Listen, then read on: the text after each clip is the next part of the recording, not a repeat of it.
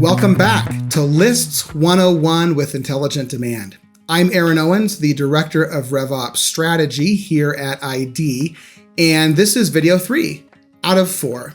And in video 1, we defined your total addressable market and turned that into something that was a little more useful for us.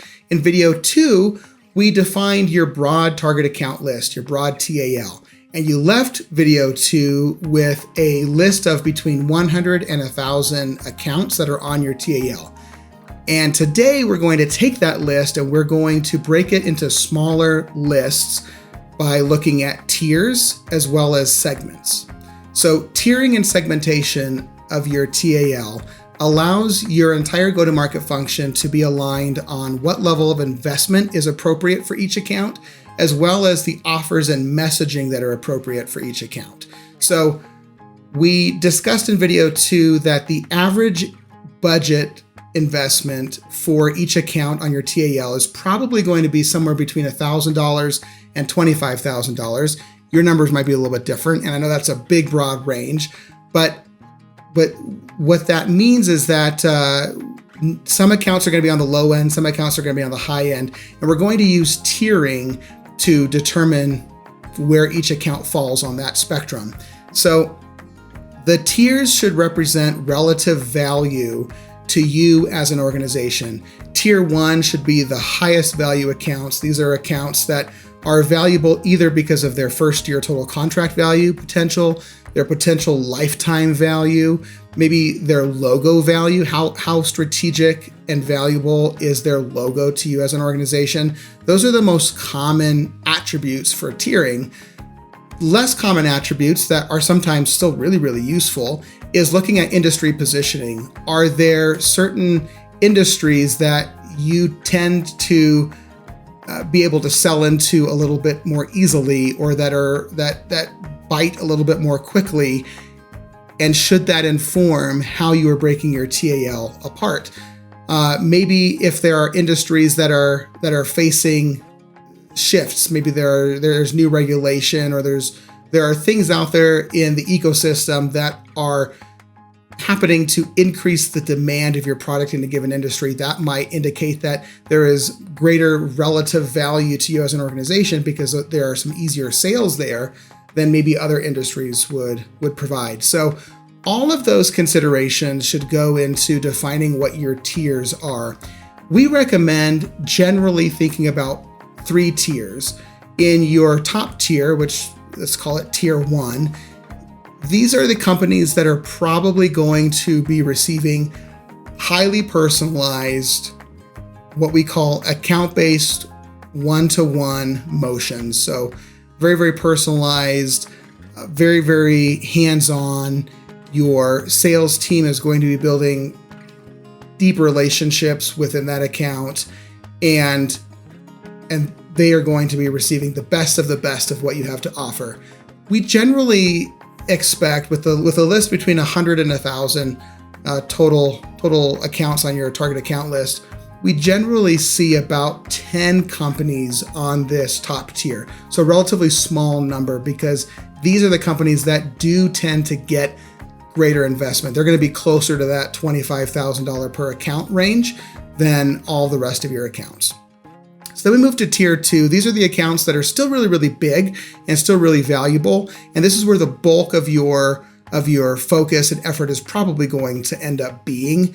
And usually there are about 100 companies that are falling on this target account list if your total list is between 100 and 1,000. And so tier 2, about 100 companies. They generally are receiving what we refer to as a one-to-few account-based motion. So still personalized, but generally it's not personalized as much at the account level. It is oftentimes personalized more at the industry and use case and persona level, but still highly personalized. And then the rest of the companies are still big enough to belong on your TAL, but not big enough to justify those big investments. And so they fall into that third tier, which is usually going to receive a one-to-many account-based motion. So You have 3 tiers: 1-to-1, 1-to-few, 1-to-many. The 1-to-many is going to be receiving closer to the $1,000 per account range of investment, and the 1-to-ones are going to be receiving closer to the $25,000 per account range of investment.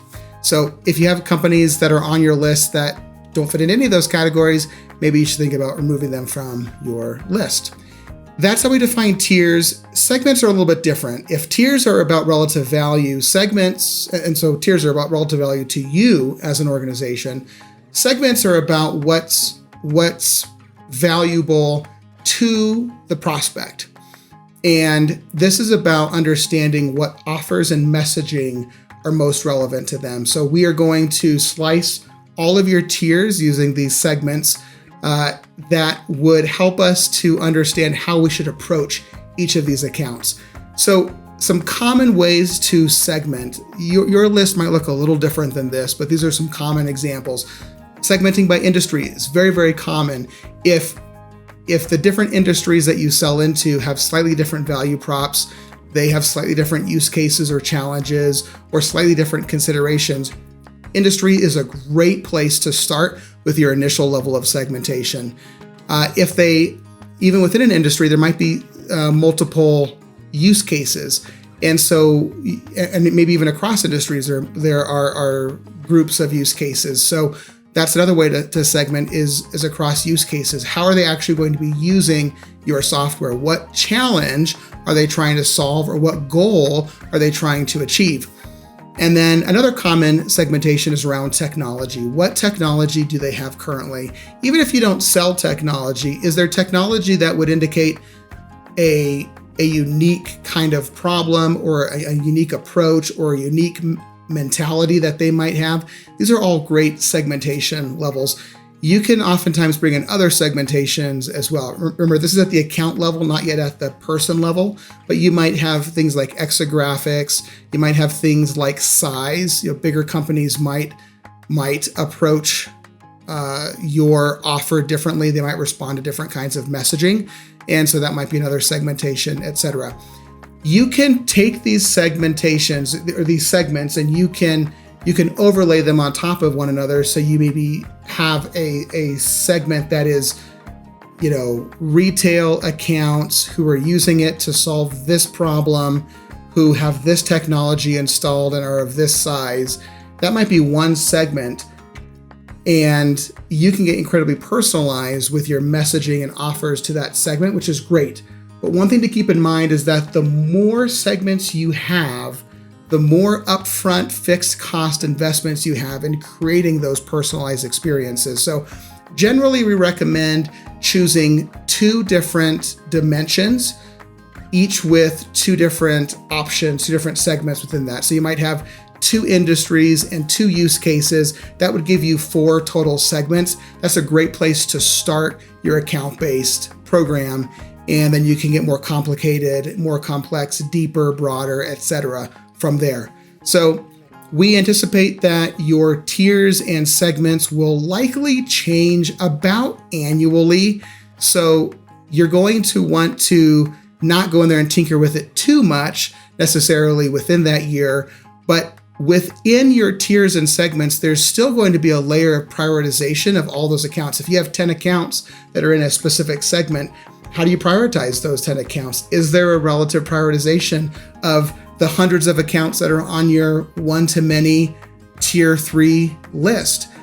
Well, yes, there is. And we're going to talk about those in the next video, where we talk about ways you can use technology and data to help you to prioritize what accounts you should be investing in within those tiers and within those segments.